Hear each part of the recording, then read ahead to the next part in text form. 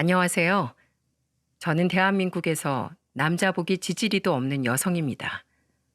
제가 왜 이렇게 말을 했는지 궁금하시죠? 아마 제 사연을 들으시면, 아이고, 불쌍해라. 정말 가여워라. 아이고, 저런 일도 있어. 이렇게 생각하실 분들이 많으실 거라는 생각이 듭니다. 사람마다 사는 게 비슷해 보여도 각자 팔자대로 산다는 말이 있잖아요. 이 말대로면 제 인생에는 결혼이라는 게 없는 것 같다는 생각이 들었죠. 왜냐하면 저는 총 3번의 파혼을 했기 때문입니다. 이혼보다 파혼이 낫다지만 너무 결혼을 쉽게 생각한 거 아닌가 싶으시죠? 하지만 저한테도 결혼은 어렵고 인생에서 가장 신중하게 결정했던 일이었어요. 두 남녀가 만나서 한 가족이 되는 일은 그리 쉽지만은 않았습니다. 자세히 말하면 제가 결혼을 진지하게 생각했던 만큼 상대방도 진지하게 생각할 거라 믿었지만 3번의 파혼을 겪으면서 남자에 대한 불신만 생겼었죠. 제가 처음 결혼을 결심했던 건 바른 생활을 하는 남자친구를 만나면서부터였어요. 항상 단정하고 깔끔했던 남자친구는 성격도 저랑 잘 맞았던 사람이었죠. 저희 엄마는 과일 가게를 운영하시는데 남자친구는 엄마 가게에서 직접 일도 돕기도 했습니다. 제가 가지 말라고 해도 남자친구는 꼭 가게에서 일을 도왔어요. 은행원이었던 남자친구는 정장을 입고 일해서 옷도 불편할 텐데도 아랑곳하지 않고 엄마를 도왔죠. 엄마 전화를 받고 가게로 달려가 보면 남자친구는 쌩긋쌩긋 웃으면서 엄마한테 씩씩하게 말하고 있더라고요. 괜찮아요. 저 이제 어머님 사이 되면 더 자주 올지도 모르는데 그냥 적응하세요. 아이고, 넉살도 좋네. 정장 다 구겨질 텐데 그냥 앉아 있다 가지. 남자친구가 씩씩하게 일도 돕고 나서는 걸 보면서 엄마는 입이 귀에 걸려 있었어요. 입으로는 괜찮다고 하셨지만 내심 고마우셨던 것 같았죠. 제가 다급히 가서 남자친구를 말리면서 말했습니다. 여기서 뭐해? 옷 다 구겨지겠네. 언제 왔어? 이 옷 어차피 세탁해야 되는 거라서 괜찮아. 근데 어머님 배고프시겠다. 이제 저녁 시간인데 같이 저녁이라도 먹으러 가시는 건 어떠세요? 오늘 이 정도면 과일도 많이 판 것 같은데요. 그때 남자친구는 엄마를 보면서 근처로 외식하러 가자면서 다정하게 말했어요. 엄마는 그런 남편을 보면서 잠시 고민을 하다가 못 이기는 척 말했습니다. 그럼 그럴까? 저녁에 다들 밥 먹지 뭐 과일 사러 오겠어? 제가 맛있는 곳으로 안내할게요. 같이 가요. 에라 모르겠다. 오늘은 나도 농땡이 좀 부려보자. 엄마는 살갑고 넉살 좋게 대하는 남자친구를 무척 마음에 들어 하셨죠. 그래서 종종 가족들과 모임에도 초대하기도 하고 가깝게 지냈어요. 그야말로 엄마는 직업 좋고 성격까지 좋은 남자친구를 1등 신랑감이라면서 칭찬 일색이셨습니다. 그러다 같이 식장을 둘러보는데 갑자기 전화가 온 남자친구가 잠시 전화 좀 받고 오겠다면서 자리를 피했어요. 금방 올 줄 알았던 남자친구가 한참을 안 오길래 저는 직원에게 양해를 구하고 남자친구를 찾으러 근처를 둘러보기 시작했습니다. 평일이라 식장이 한산해서 그런지 어디선가 말소리가 들려서 가보니까 남자친구가 누군가 통화하는 소리가 들리기 시작했죠. 그런데 들려오는 남자친구의 말투와 목소리는 처음 보는 낯선 사람 같았어요. 그때 남자친구는 전화기를 붙들고 불평 섞인 말을 하는 소리가 들렸습니다. 막상 결혼 준비해보니까 뭐 별로 있는 집 같지도 않아. 장인어른 될 사람이 개인 사업한다고 해서 큰 사업 하나 있는데 그냥 구멍가게더라니까. 장모는 과일 가게 하는데 내가 가서 일해보니까 하루 매출도 높은 것도 아니고 그냥 평범해. 그냥 딱 모든 게 보통인 집안이야. 오죽하면 예물 예단도 알아서 하래. 내 동료는 사업가 집안 여자 만나서 시계에 차까지 받으면서 결혼하던데 난 이게 뭐냐? 저번에 예비장인 나한테 와서 통장 하나 만들고 가더라. 난 처가복도 없어. 에이, 빚 좋은 개 살고 골랐네. 남자친구는 누군가한테 저희 집안을 두고 한탄을 하고 있던 거였죠. 남자친구의 속마음을 듣고 저는 할 말을 잃었어요. 그동안 결혼을 앞두고 가족들과 잘 지내려고 노력하고 있다고 믿었기 때문입니다. 그리고 이어지는 남자친구의 말은 정말 정이 뚝 떨어지는 말이었죠. 상대방이 무슨 얘기를 했는지 남자친구는 전화에 대고 헛웃음을 치면서 말했어요. 야, 구멍가게 아들 있으니까 아들한테 주겠지. 난 진짜 빚 좋은 개 살고 집에 잘못 걸린 거라니까. 도대체 부모가 인생을 어떻게 살았길래 예비사이 차해줄 돈도 없냐? 아니 하다못해 시계도 못 받는다니까? 난 그냥 평생 은행에서 일하다 정년 퇴직할 것 같다. 그냥 장인 장모 노후 준비 끝난 거 그거 하나 장점으로 보고 결혼하는 거지. 에휴. 저희 부모님에 대해 막말하는 남자친구를 보면서 그동안 무슨 생각을 해왔을지 머릿속이 훤히 보이는 것 같았어요.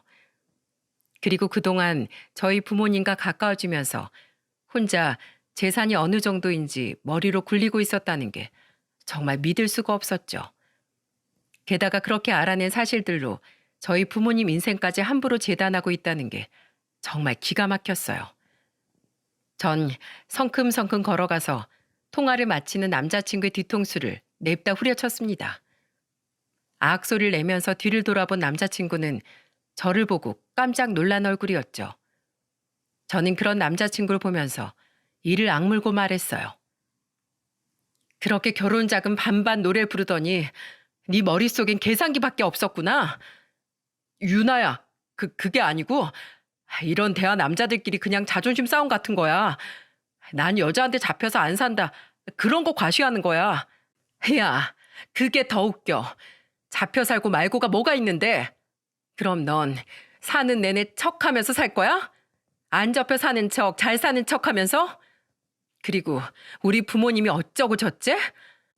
나는 뭐 따질 줄 몰라서 안 따진 줄 알아? 결혼이 무슨 거래냐고. 너라고 뭐 다를 줄 알아? 너도 나 은행원 정도 되니까 만난 거잖아. 은행원이 뭐 대단하다고 직업만 보고 널 만나. 너 은행장 될 거야? 어? 사랑해서 결혼하려던 거지. 무슨 거래야. 됐고 그만하자. 난 우리 가족들까지 발 아래 두고 무시하는 새끼랑은 절대 못 살아. 저는 남자친구한테 화가 잔뜩 난 채 파혼을 선언했습니다. 그때는 식장이나 각종 일정들이 예약 전이라서 갈라서면 그만이었어요. 제가 그만하자고 하니까 남자친구는 울며 불며 저를 잡았었죠. 하지만 한번 신뢰가 깨지니까 저 눈물마저도 진심이 아닌 것처럼 느껴졌습니다. 매몰차게 식장을 나왔는데 남자친구는 어느새 집 앞까지 찾아와 있더라고요. 그때 엄마는 집 앞에 있던 남자친구를 보고 저한테 의아한 목소리로 물으셨어요. 왜 밖에 세워두고 너만 들어왔어? 같이 들어와야지. 엄마, 나 결혼 안 해. 아니, 갑자기 그게 무슨 소리야? 준비하다 싸우기라도 했어? 차라리 치고받고 싸우는 게 낫지. 저 사람이 뭐라는 줄 알아? 빼먹을 거 없는 빚 좋은 개살구 집안이래. 저런 놈이랑 어떻게 평생을 살아? 뭐? 뭔 집안? 쥐뿔도 없는 놈이 어디서 함부로 주둥이질이야? 엄마는 제 말을 듣고 크게 분노하면서 밖으로 뛰쳐나가셨어요. 그럴 만도 했던 게 정말 남자친구 계산법대로 하면 사실 남자친구 집안이 뒤떨어졌거든요. 그래도 엄마는 남편이 성실하고 반듯한 사람이라 마음에 들어 하셨던 거였죠. 그런데 이제 와서 저희 집에 대해서 저런 식으로 말했다는 게 정말 기가 막혔습니다. 저희 집이 단독주택이었는데 엄마는 마당에 있던 수도꼭지에 호수를 연결해 남자친구를 향해서 냅다 물을 쏘셨어요. 그러자 물에 빠진 생쥐꼴이 된 그놈은 깜짝 놀라면서 소리를 질렀죠. 엄마는 물에 젖은 채 비명을 지르는 그 여우 같은 놈을 보며 소리쳤습니다. 남의 집 수준 따지기 전에 네 교양머리부터 갖추고 와. 어딜 결혼할 정신머리도 안 박힌 놈이 와서 지랄 연병을 떨어? 너 같은 놈한테 내 딸 보낼 것 같아? 썩 꺼져. 갈게요. 갈 테니까 제발 그 물 좀 끄세요. 그렇게 비명을 지르면서 사라진 놈과 저는 첫 번째 파혼을 하게 됐어요. 그 후 결혼이 엎어졌다는 사실이 모두 퍼지자 여우 같던 놈에 대한 안 좋은 소문이 하나둘씩 들려왔었죠. 차라리 첫 파혼은 이겨낼 수 있는 정신력이라도 있었어요. 한동안 아무도 만나지 않다가 우연한 기회에 두 번째 만남의 기회가 생겼습니다.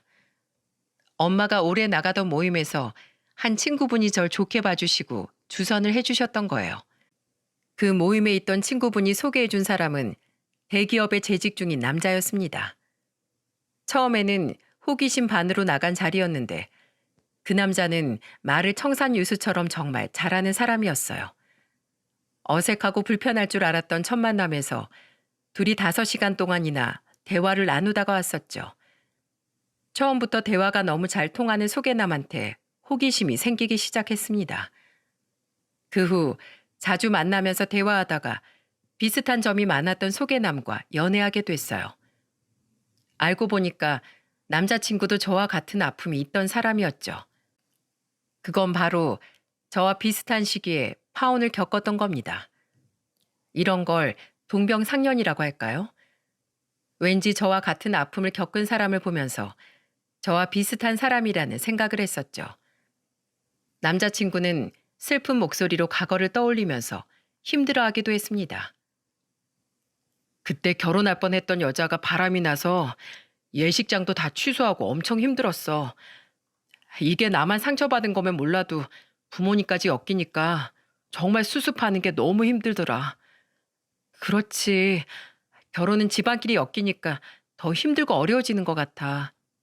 나도 파혼했을 때 왜 그런 사람을 만났는지 자책했는데 이젠 그냥 결혼 전에 만나서 다행이다 생각하고 있어. 그렇게 생각하면 조금 더 편해져. 그렇게 두 번째 만남을 이어오면서 남자친구와 정말 인연이라고만 믿었어요. 어떻게 이런 남자가 있을까 싶었습니다. 연애를 1년 반 정도 하고 있을 때쯤 남자친구의 프로포즈로 결혼 준비를 하기 시작했죠. 그런데 결혼 준비를 하면서 이상한 점들이 발견되기 시작했어요. 처음에 가장 황당했던 건 남자친구가 모아뒀다는 결혼 자금이 처음과 달랐다는 거였습니다. 정말 황당한 게 뭐였는 줄 아십니까? 분명히 결혼 준비 당시엔 엄청난 자산가라도 되는 것처럼 몇 억대가 있다고 하더니 막상 자금을 서로 까보니까 달랐던 거였죠. 그래서 저는 남자친구한테 의아한 목소리로 물었습니다. 오빠, 자산이 몇 억씩 있다더니 이게 뭐야? 8천만 원 있는 거야? 아니, 오빠 나이가 몇인데 모은 돈이 이것뿐이야. 그게 다른 돈은 비트코인에 다 넣어뒀지. 너 처음 만났을 땐 장이 좋아서 많았는데 지금 보니까 장이 안 좋아서 그런지 당장 현금으로 빼도 반도 못 건질 것 같아. 뭐? 그럼 현금으로 있는 게 아니라 다 비트코인이 있던 거였어? 그게 뭐야? 아니 무슨 주식을 산 것도 아니고 코인을 샀어. 미쳤어? 미안해. 나도 이렇게 휴지 조각이 될 줄 몰랐어. 그래도 나 연봉은 좀 되니까 살면서 많이 모을 수 있지 않을까? 내가 아껴서 살면 되잖아. 저는 결혼 자금으로 비트코인을 샀었다고 하는 남자친구의 말에 기가 막혔죠. 현금으로 내 통장에 있어야 내 돈인 거 아닙니까? 그런데 남자친구는 그때 비트코인이 상한가를 치는 걸 보고 자기 자산이라고 했던 겁니다.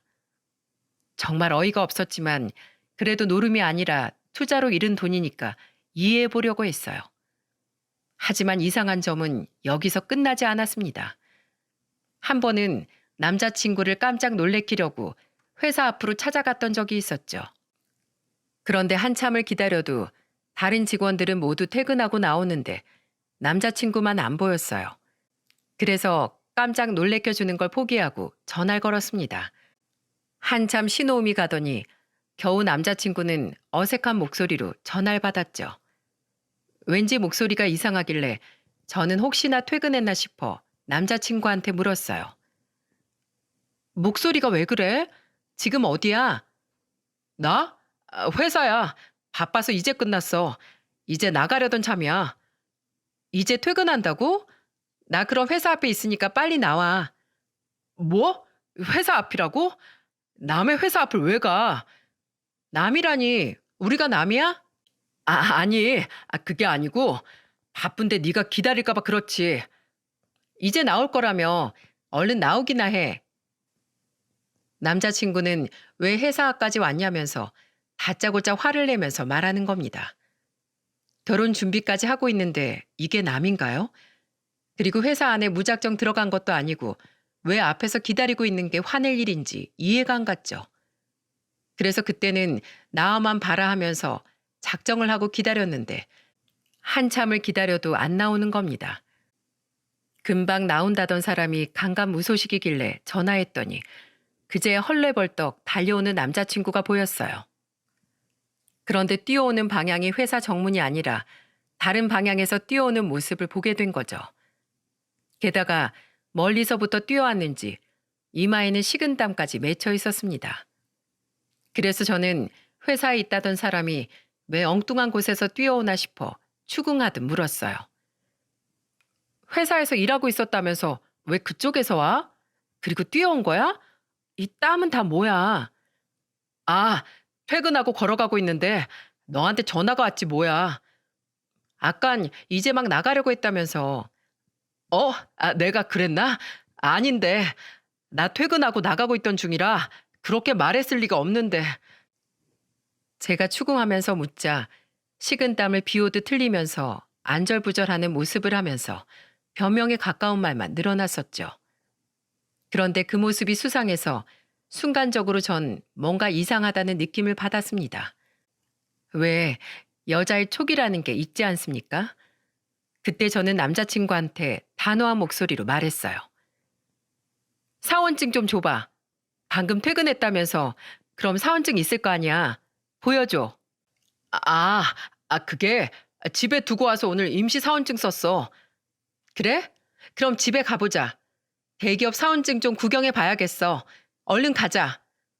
왜 그래? 아니, 갑자기 사원증을 왜 찾는 건데? 내가 좀 봐야겠으니까 찾지. 내나 보라니까. 나 지금 여기 회사 들어가서 오빠 이름 말하고 재직 중인 직원인지 확인해 볼까 어디? 일단 가자. 내가 다 설명할게. 야, 그동안 회사 근처 얼씬도 못하게 하더니 너 다 뻥이지? 어? 미안해. 근데 다 거짓말은 아니고 나 대기업 하청 직원이야. 뭐? 야, 너 이러다 나 보여준 부모님도 다 거짓말이라고 하겠다. 그것도 거짓말이야. 미안해. 너를 너무 사랑해서 그랬어. 저를 사랑해서 거짓말했다는 남자친구의 말이 믿어지시나요? 정말 황당하다 못해 누가 저를 두고 몰래카메라라도 하고 있는 줄 알았어요. 알고 보니까 남자친구는 저한테 소개해준 부모님도 대역을 썼던 겁니다. 저는 아무것도 모르고 어머님, 아버님 하면서 친근하게 대했는데 진짜 배신감에 기가 막혔죠. 그런데 실체를 알면 알수록 정말 인생 자체가 거짓말 투성이었어요. 대기업에 다닌다던 남자친구는 대기업에 다니고 있지도 않았습니다. 심지어 대기업 하청에 다니고 있다는 말도 계약직 사원으로 일하고 있었기에 완전히 직원이라고 하기도 애매했었죠. 저는 너무 화가 나서 남자친구 뺨을 때리면서 소리쳤어요. 차라리 처음부터 다 말하지 그랬어. 이렇게 뒤늦게 내가 알아내니까 그제야 사과를 하는 게 말이 되는 거야? 그냥 네 화가 풀릴 때까지 날 쳐. 내가 다 맞을게. 근데 헤어지지만 말자. 인생을 어떻게 살았으면 부모도 떳떳하게 못 보여줘. 내가 너 같은 걸 뭘 믿고 만나. 인생의 거짓뿐인 널 어떻게 더 만나냐고. 제발 한 번만 나 좀 이해해줘. 이거 안 놔? 이 거머리 같은 놈아. 저한테 끈질기게 매달리는 남자친구를 그대로 밀어버렸어요. 그리고 집으로 와서 엄마한테 모든 사실을 털어놨습니다. 그러자 엄마는 얼굴이 벌겋게 달아오를 정도로 화가 난 채로 주선을 해줬던 친구에게 전화를 걸었죠. 그리고 노발대발 화를 내면서 소리쳤어요. 야, 이 여편 내가 남의 딸 인생 망치려고 작정했어. 어디 그런 거짓부렁 치는 놈을 소개시켜? 내 딸이 그렇게 만만해? 아휴, 나도 지금 알았어. 내가 왜 일부러 그랬겠어. 나도 지금 알았다니까. 집어치워. 잘 알아보지도 않고 어딜 감히. 내 딸 짐짝처럼 시집 보낼 생각 없으니까 한 번만 더 껄떡거려봐. 내가 가만 안 둬. 엄마는 주선을 해준 친구에게 화를 내고 전화를 끊어버렸습니다. 파혼을 2번이나 겪게 된 저는 그날 엄마 품에서 펑펑 눈물을 쏟았죠. 진심을 다해 사랑했을 뿐인데 왜 저는 이런 일만 당하는지 황당하고 억울했어요. 엄마는 그런 저를 안아주면서 따뜻한 위로를 해주셨습니다. 괜찮어. 우리 딸이 부족한 게 아니라 진심을 줘도 모르는 그놈들이 문제야. 우리 딸 괜찮어. 이 엄마가 있잖아. 엄마의 위로를 받으면서 마음을 추스를 수 있었죠. 2번째 파혼 당시에는 아버지도 많이 속상해 하셨어요.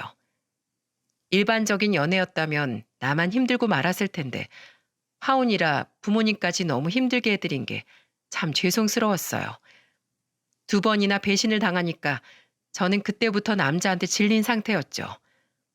그래서 정말 한동안 회사랑 집만 오고 가면서 지냈어요. 그러던 중 저는 볼링 동호회에 가입하게 됐습니다. 친구들과 볼링을 치다가 좀 더 여러 사람들과 게임을 하고 싶었죠.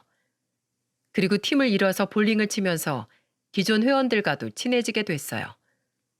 다양한 사람들을 만나고 친구를 사귀다 보니까 지난날의 아픔도 잊을 수 있었습니다.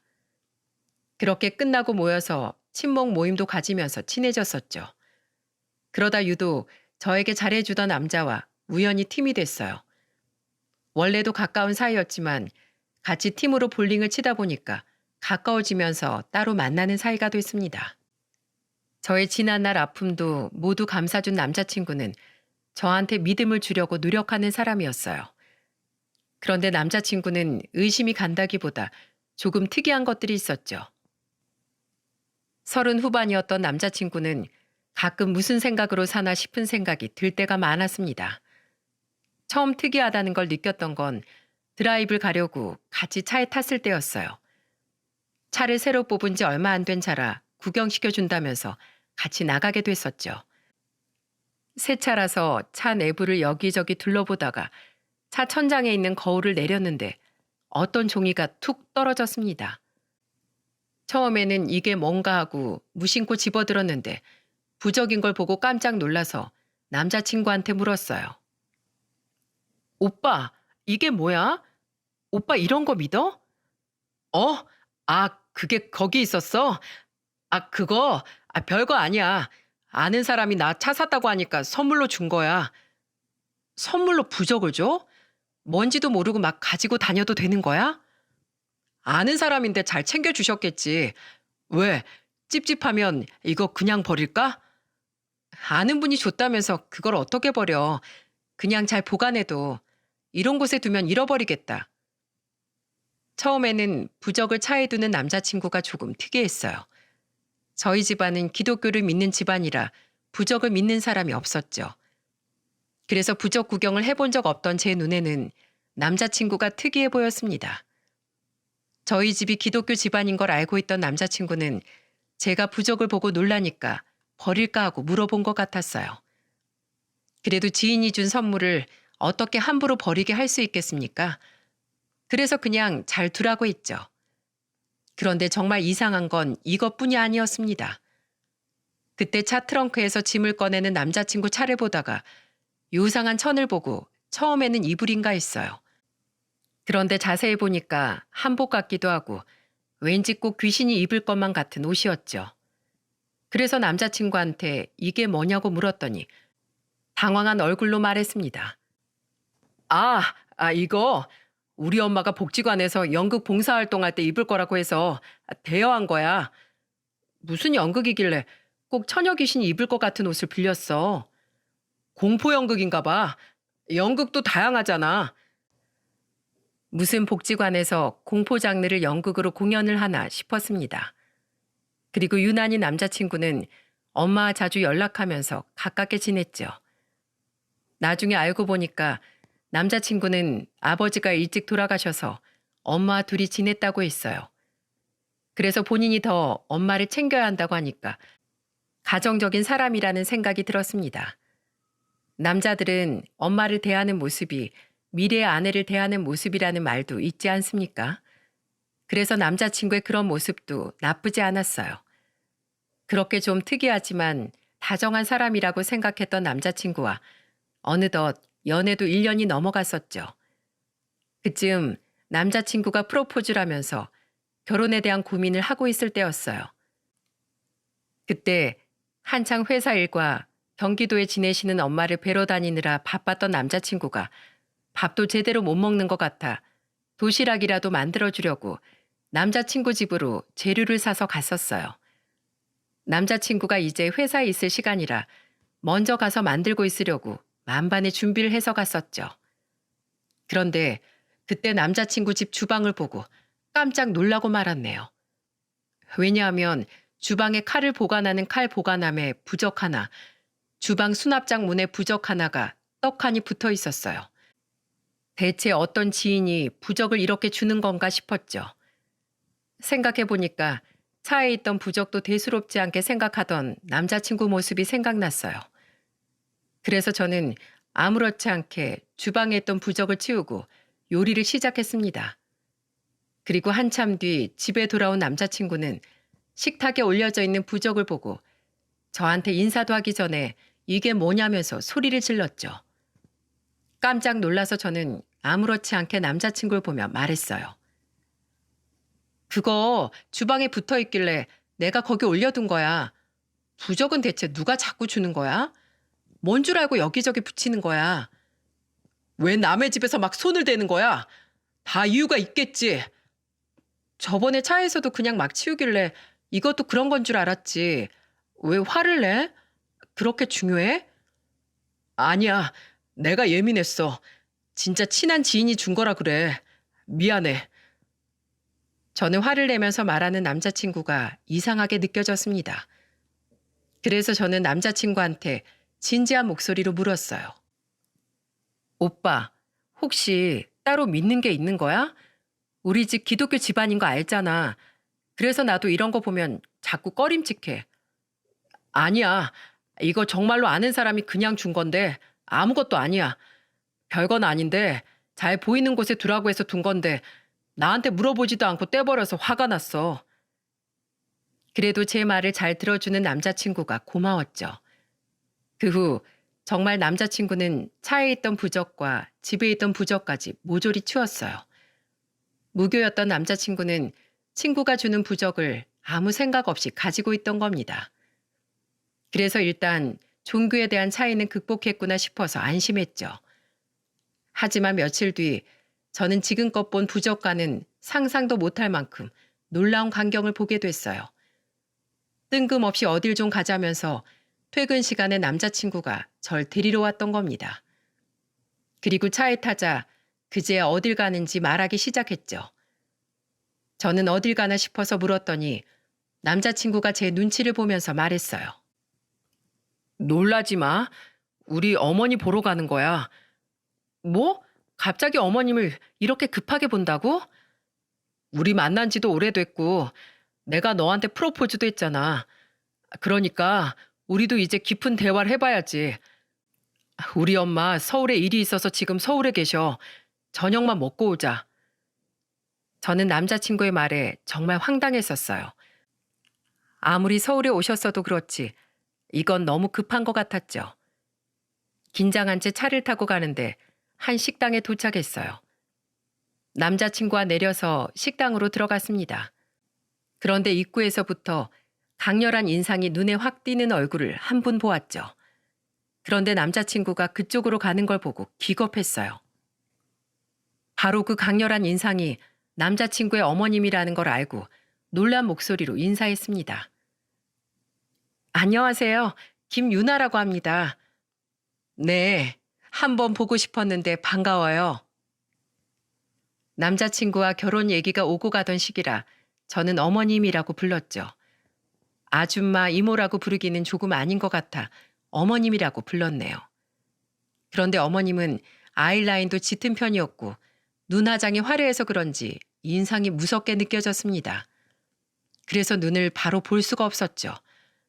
그런 제 속도 모르고 어머님은 저한테 질문을 하기 시작했어요. 부모님은 다 살아 계신다고? 네, 어머님은 과일 가게 하시고 아버지는 따로 작은 개인 사업하고 계십니다. 그랬어? 집안에 암 걸린 사람들은 없고? 집안에는 뭐 걸린 사람은 없습니다.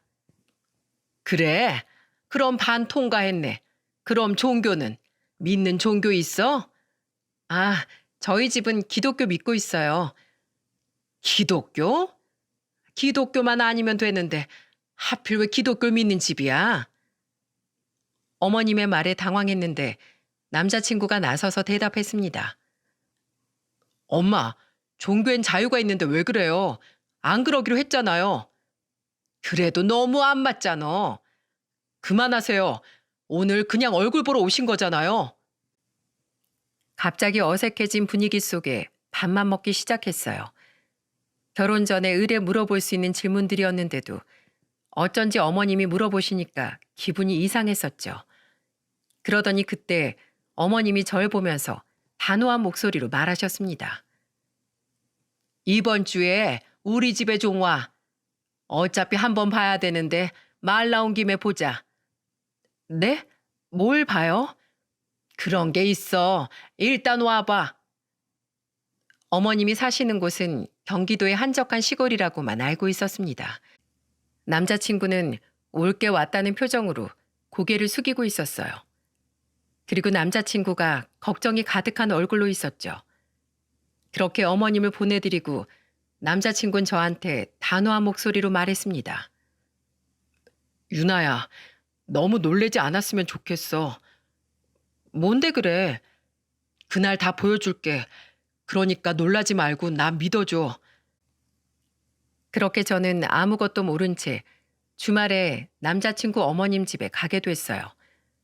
우선 남자친구가 먼저 가 있기로 하고 저는 후발로 출발하기로 했죠. 혼자 운전해서 가는데 초행길이다 보니 내비를 따라가도 왠지 이상한 길로 가는 것 같았습니다. 그래서 저는 가던 길에 있는 슈퍼에 들어가 주인 아주머니께 길을 물었어요. 핸드폰을 내밀면서 주소를 보여드리면서 길을 물었죠. 그런데 주소를 본 아주머니가 혀를 차면서 말하시는 거예요. 어디 보자. 여길 가신다고? 여길 뭐하러 가는 거예요? 예비 시댁에 인사드리러 가요. 아이고, 또 사람 하나 인생 망치겠네. 그 집 때문에 우리 동네가 집값도 떨어지고 난리도 아닌데 하루라도 조용할 날이 없어. 가서 제발 이사 좀 가라고 해. 네? 그게 무슨 말씀이세요? 가보면 알아요. 좀만 올라가다 오른쪽으로 꺾으면 집이니까 가서 봐요. 분명 처음엔 친절했는데 내가 준 주소를 보자마자 불친절해지는 아주머니를 보면서 이상하다 싶었죠. 그래서 저는 직접 가서 봐야 의문이 풀리겠다 싶어서 알려주신 대로 가봤어요. 대문 앞에 도착해서 조심스럽게 대문을 열었는데 저는 그 안의 풍경을 보고 깍 소리를 지르고 말았습니다. 마당 한가운데 있는 나무에는 바닥으로 이어지는 이상한 새끼줄이 보였어요. 그리고 그 새끼줄에는 하얀색 한지 같은 종이들이 듬성듬성 묶여 있었죠. 그리고 마당에는 양손에 방울을 들고 이상한 옷을 입고 있는 어머님이 보였습니다. 그런데 자세히 보니까 어머님이 입고 있던 옷은 예전에 남자친구 차에서 본 적 있던 한복이었어요. 팔통은 엄청 컸고 색동 저고리 같은 색으로 된 한복을 입은 어머님은 방울을 쥐고 혼자서 중얼거리더니 앞에 무릎을 꿇고 빌고 있는 분을 보고 소리쳤었죠. 내가 물가 쪽은 피하라고 했었지. 그러니까 왜 물가로 다녀서 남편을 잡어? 어떻게 하셨어요? 맞아요. 그이가 자전거 타는 도로에 물이 있어요. 당장 자전거 갖다 버려. 그러다가 남편 죽는 수가 있어. 벌써 물귀신이 붙었어. 이건 그냥 굿으로는 안 떨어져. 저는 너무 무서웠어요. 그리고 왜 예비 시모가 기독교만 아니면 된다고 했는지도 이해가 갔었죠. 그때 손님 점을 보고 있던 건지 계속 이상한 소리를 하면서 쌀을 뿌리고 방울소리를 내는 겁니다. 저는 너무 무서워서 남자친구한테 전화를 걸었어요. 그런데 아무리 전화해도 남자친구는 전화를 안 받았죠. 저는 다시 대문을 닫고 조용히 나와서 문 앞에 서 있었어요. 그때 마트에 다녀왔는지 남자친구가 보였습니다. 저는 남자친구를 보자마자 다급하게 물었어요. 왜 전화를 안 받아? 핸드폰 집에 두고 나왔어. 마트 급하게 가느라 깜빡했어. 우리 엄마 만났어? 지금 그런 말이 나와? 내가 뭘 본 줄 알아? 그러자 남자친구는 잔뜩 화가 난 저를 보고 한숨을 쉬면서 제 어깨를 잡고 말했어요. 미안해. 내가 솔직히 말 못했어. 우리 엄마 사실 무당이야. 네가 싫어할 것 같아서 말 못했어. 그리고 점집이라고 하면 거부감부터 들까봐 말 못했던 거야. 정말 미안해. 뭐? 그게 날 위한 거라고? 처음부터 솔직히 말했어야지. 우리 집 기독교 집인 거 알았잖아. 그럼 가장 중요한 문제인데 왜 그걸 이제야 말하는 건데? 이것도 장사나 마찬가지지. 저기 봐. 손님도 있잖아. 우리 엄마 그래도 돈 잘 버셔. 하루에 얼마에 버는 줄 알아? 지금 돈이 중요한 게 아니잖아. 그러니까 오늘 다 차근차근 설명하려고 했어. 다 해결할 방법이 있다니까. 그런데 그때 손님이 나가서 저희는 대화를 멈추게 됐습니다. 그리고 뒤이어 예비 시모가 나와 저희를 쏘아보면서 말하셨어요. 거기서 뭐해? 남의 집 대문 막고 서 있는 거 아니야. 안으로 들어와. 그 말에 남자친구는 저를 데리고 안으로 들어갔죠. 안으로 직접 와보니까 분위기는 더 음침했습니다. 신발을 벗고 안으로 들어가자 과일이 잔뜩 올라가 있는 상도 있었어요. 그리고 거실 한가운데 커다란 불상도 보였죠. 난생 처음 보는 물건들과 조명은 또 노르스름해서 꼭 귀신의 집에 온 것 같았습니다. 예비 시모는 저를 보면서 단호하게 말하셨어요. 거실 한가운데 떡하니 서서 뭐해? 신령님이 불편하다고 하시잖아. 당장 앉아. 시모의 호통에 놀라 저는 그대로 자리에 앉았죠. 그러자 남자친구도 슬금슬금 옆으로 오더니 제 옆에 앉았어요. 둘이 나란히 앉으니까 예비 시모는 부채를 탁 펼치면서 저한테 진지한 목소리로 말했습니다. 내가 너희들 궁합 좀 봤더니 둘이 살면 잘 살 것 같아. 근데 다 날짜가 중요한 거 알지? 내가 딱 보니까 그래. 예비 시모가 쌀알을 상 위에 던지더니 부채를 접어서 상을 한 번 치면서 소리쳤죠. 그 작은 부채로 어찌 그런 큰 소리가 나는지 저는 심장이 떨어지는 줄 알았어요. 놀란 저는 아랑곳하지도 않고 시모는 단호하게 말했습니다. 결혼은 딱 이 날짜가 좋겠어. 딱 14일. 네? 2달 남았는데요? 어허, 신령님이 노하셔. 어딜 감히 신령님 말씀에 토를 달아. 그리고 넌 지금 있는 회사도 그만둬. 그 회사가 새 생명을 맡고 있어. 거기 계속 있으면 임신을 못해. 그 회사 어렵게 들어갔는데 어떻게 그만둬요? 저는 못 그만둬요. 그래? 그럼 어쩔 수 없지. 굿이라도 해. 내가 5천만 원에 네 앞길 뻥 뚫어줄 테니까. 예비 시모는 저한테 굿을 해주겠다는 거예요. 기독교 믿는 사람한테 굿이 말이 됩니까? 저는 기가 막혀서 어이없는 목소리로 말했습니다. 저희 기독교 집안이라고 말씀드렸잖아요. 이거 굿으로 안 싣고 가면 너 3년 안에 죽어. 지금 너 살려주려고 내가 굿 해주겠다는 거잖아. 제가 죽는다고요? 돌잡이 때도 실 잡은 제가요? 너 횡단보도 건너다가 차에 칠 뻔한 적이 있지? 그리고 괜히 계단에서 넘어지기도 했잖아. 내 말이 맞아, 틀려? 그때 저는 예비 시모의 말에 소름이 쫙 돋았죠. 왜냐면 정말 지난달에 그랬던 적이 있었거든요. 일상을 살다 보면 누구나 겪을 일인데도 이런 곳에서 들으니까 괜히 굿을 해야 될 것만 같은 기분이었죠. 왜 사람들이 점집을 많이 다니고 구슬하는지 이해가 되기도 했습니다. 그런 쪽으로 관심도 없던 저마저도 순간 혹하니까 정말 묘한 기분이 들더라고요. 그때 남자친구가 제 손을 잡으면서 심각한 목소리로 말했죠. 유나야, 여기가 뭐 이상한 곳도 아니야. 우리 엄마 유명해서 전국에서 전 보러 온다니까? 네가 여기서 굿만 하면 우리 결혼할 수 있어. 그러니까 우리 굿하자.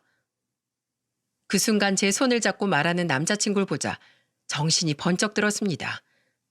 제가 결혼 못해서 죽은 처녀 귀신이 붙은 것도 아닌데 굿까지 하면서 결혼을 할 것 같습니까? 그때 굿을 해야 결혼할 수 있다는 남자친구 말에 이성이 돌아왔었죠. 그래서 저는 침착하게 예비 시모를 보면서 말했어요. 어머님, 죄송한데요. 저희 집안이 오랫동안 기독교를 믿고 살던 집이라 이 문제는 저희 부모님과 상의를 해봐야 할 것 같아요.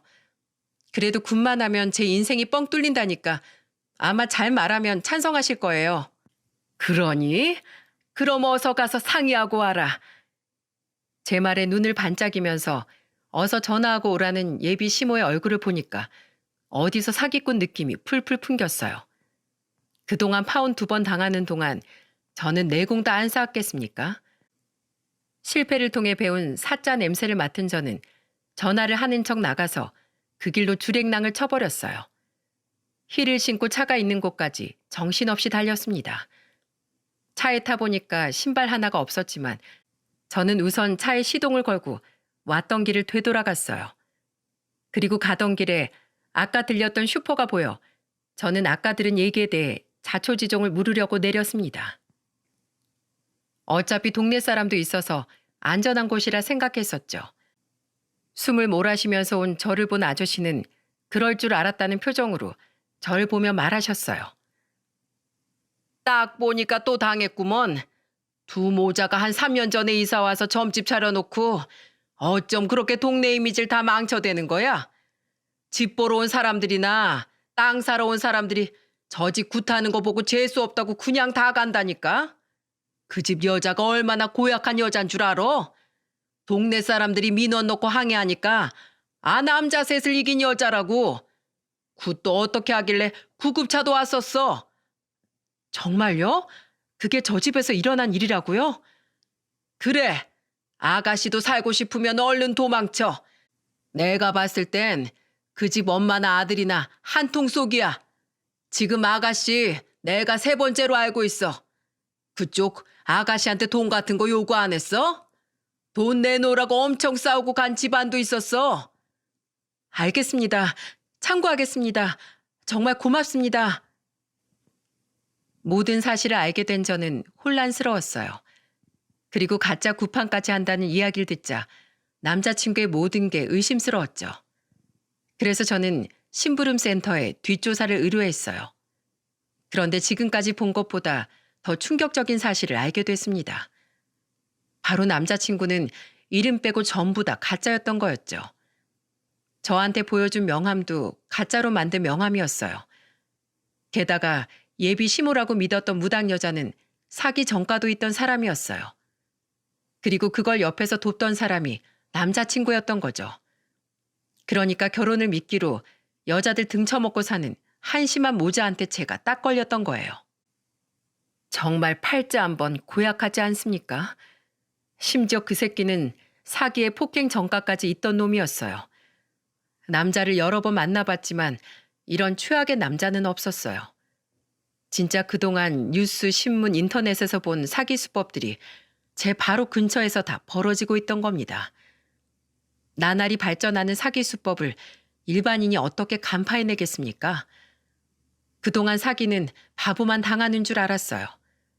그런데 제가 사기 당할 뻔한 위기에 처하니까 더 이상 사기는 남의 일이 아니란 걸 알게 됐네요. 이 모든 사실을 부모님께 알리고 저는 죄송하다는 말밖에 할 수 없었죠. 그때 아버지와 엄마는 저를 위로하며 말하셨어요. 유나야, 자책하지 마. 너 정말로 네가 인생을 잘 산 거야. 결혼하기 전에 알았으면 됐지 뭘. 어떤 집은 결혼하고 알게 된 집도 있대. 그러니까 너무 자책하지 말어. 사과는 그 집 구석에서 해야지. 엄마의 말을 들으니까 그 말이 맞다는 생각이 들더군요. 그래서 저는 더 이상 절 자책하지 않고 파혼을 결정했죠. 그러자 뻔뻔한 그 사기꾼 놈이 회사 앞까지 찾아왔더군요. 그러면서 저한테 뻔뻔한 얼굴로 용서를 빌며 말했습니다. 우리가 왜 파혼을 해? 우리 엄마가 점쟁이라서 그런 거야? 야, 사기꾼 모자랑 누가 사돈 맺고 싶어 하겠어? 난 그냥 너랑 네 엄마 자체가 싫어. 내가 너희들한테 정신적인 거 다 청구할 거니까 딱 기다려. 아이씨, 뭐야? 이게 착하게 대해주니까 기어오르네. 사기꾼? 뭐로 고소할 건데? 나한테 10원이라도 손해본 거 있어? 재수없게 진짜. 그냥 숨 쉬는 게 피해주는 거야. 정말로 너네는 사회에서 사라져야 한다고. 사실 제가 피해본 게 없어서 경찰에 신고를 해도 구제받을 게 없긴 했어요. 그런데 너무 화가 나서 뻔뻔하게 찾아온 사기꾼 놈을 보고 큰 소리를 쳤던 거였죠. 그랬더니 그 놈이 본성이 나오기 시작했습니다. 저한테 갑자기 손을 들어 올리더니 뺨을 치면서 소리쳤어요. 야, 너 말 다 했어? 이게 진짜 보자 하니까.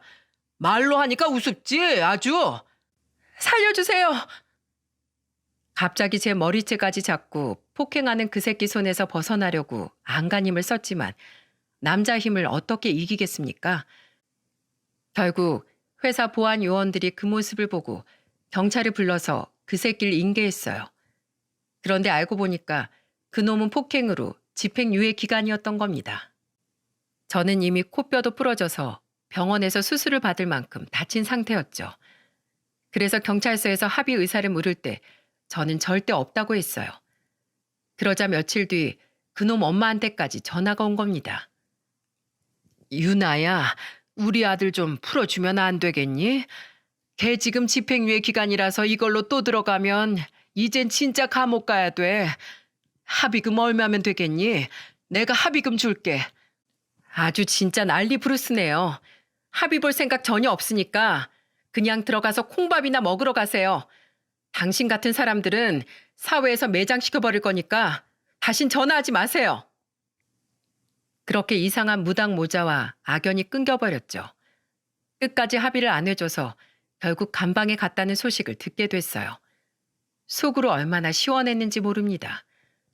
값비싼 인생 수업료를 내고 저는 하나 배웠다고 생각하기로 했죠.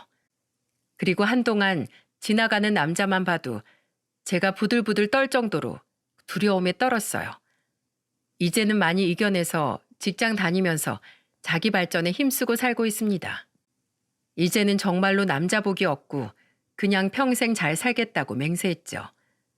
그럼에도 이렇게 사연을 보내게 된 건 지난날의 반성이자 같은 여자들이 저와 같은 상처를 받지 않길 바라는 마음에서 쓰게 됐습니다. 쎄하다 싶으면 무조건 피하세요. 결혼보다 소중한 스스로를 지키는 게 가장 중요한 일이니까요. 우리 모두 소중한 자식들인데 스스로를 지키며 살아갑시다. 모두 행복하세요.